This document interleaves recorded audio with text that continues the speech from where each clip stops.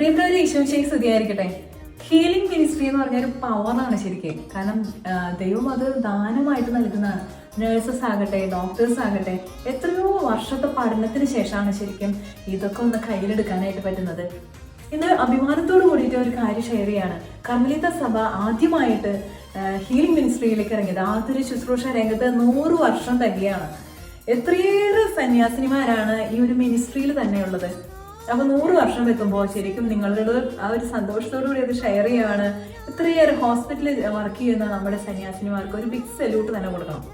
കാണുകയാണ് Vincent Paul ഹോസ്പിറ്റലിനെ അഭിമാനത്തോട് കൂടിയിട്ട്. കാരണം വിൻസെന്റ് പോൾ നമുക്ക് ചെയ്തിട്ട് തന്നിട്ടുള്ള കാര്യങ്ങള്, പാവപ്പെട്ട മക്കളെ ശുശ്രൂഷിക്കാനായിട്ട് അദ്ദേഹം ചെയ്തിട്ടുള്ള അതേ പ്രവർത്തനം തന്നെ നമ്മുടെ സന്യാസിനിമാര് തുടരുകയാണ്.